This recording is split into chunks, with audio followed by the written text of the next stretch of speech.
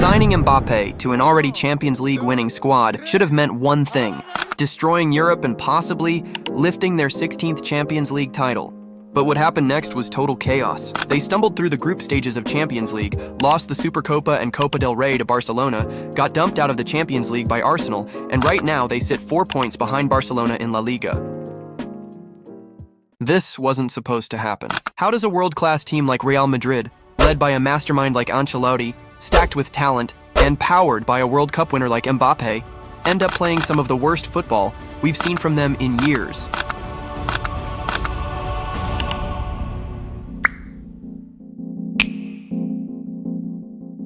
In the summer, Mbappé finally signed for Madrid, and Endrick joined in too. The hype was unreal.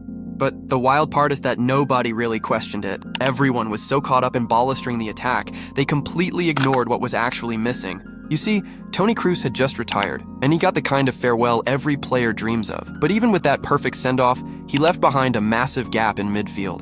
And Real Madrid needed a quality baller to fill that void, but they didn't bring in anyone. And here's what most people missed. They added even more firepower to an attack that was already stacked. And these aren't just top players. They're chasing individual glory. You've got Vinicius saying he'll do 10 times more to win the Ballon d'Or. On the other hand, Mbappé literally told the French Football Federation he won't play friendlies because he wants to focus on the Ballon d'Or. So tell me this, how do you expect chemistry, support, and balance when everyone's just trying to steal the spotlight?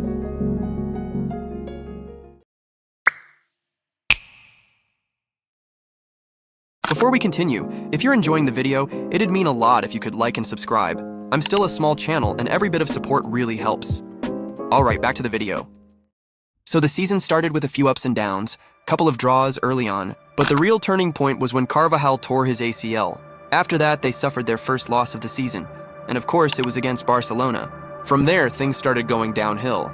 They lost a couple of Champions League group stage games, and the injuries in defense just kept piling up, and because of all the injuries in defense, Ancelotti had to take some risky decisions, like playing Valverde at right back and Tchouaméni as a center back.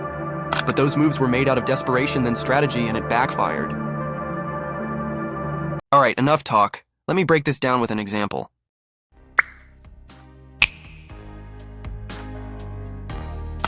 In this play, it's 1-1 in the 94th minute.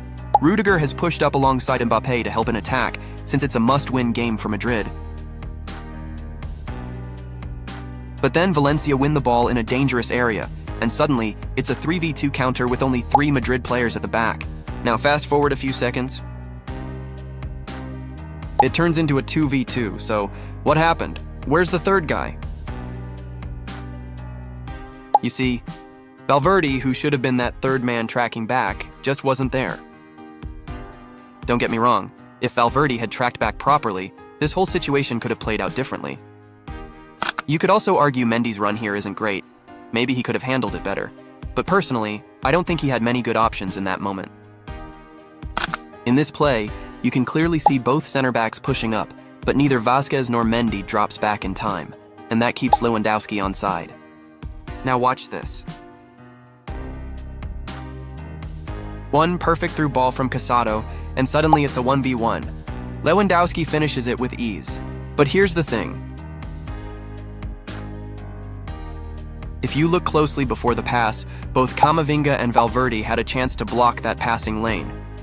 You see, it's small moments like that, whether it's a lack of chemistry or just not reading the play, that end up costing them goals. In this play, Rafinha drops into the middle of the pitch to cover a space that neither midfielders of both the teams had occupied. You see Vázquez, who's marking him, follows him too deep, and that leaves Madrid's right back area completely exposed. That gives Baldi all the space he needs to make his run. Then, one clever lofted ball from Frenkie de Jong opens it all up. Bellingham does track back, but it's not enough to stop Baldi from putting in an inch-perfect cross. And of course, Lewandowski finishes it with ease. What Vázquez could have done here was just communicate. Instead of chasing Rafinha all the way to the center, he should have asked Bellingham to mark him and held his position to cover that wide space.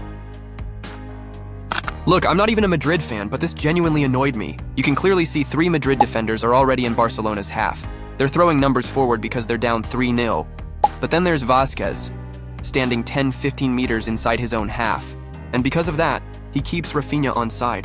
when he should have been up with the rest of the line, or at least close enough to hold the trap. Then one simple lofted ball from Íñigo Martínez, and Rafinha easily beats him for pace. It's another 1v1, and yeah, he finishes it without a problem. In this play, Endrick's just being lazy. He doesn't cover the space right in front of the left side of the penalty area, and that gap gives Arsenal the chance to combine quickly and slip a through ball to Saka. The center backs leave way too much space, and Saka makes that run behind them and finishes it beautifully. These are just a few examples of the poor tactics and lack of chemistry in Madrid's defense, and to be honest, the midfield and attack have made their share of mistakes too, but I couldn't find the right clips to show those. Now, here's what I think people don't realize. For Madrid fans, losing titles is one thing, but losing them to Barcelona is a whole different thing. And maybe that's why Ancelotti is under so much pressure right now. There are even rumors about him leaving at the end of the season. As I'm making this video, Madrid still have the La Liga title to fight for, but the criticism is real. A lot of people are saying Ancelotti doesn't really have a solid tactical plan, and that Toni Kroos used to cover up the flaws in his system, and now that Kroos is gone, it's all falling apart. Personally, I think Florentino Perez deserves some blame too. You see, when Kroos retired, no proper midfielder was brought in to replace him.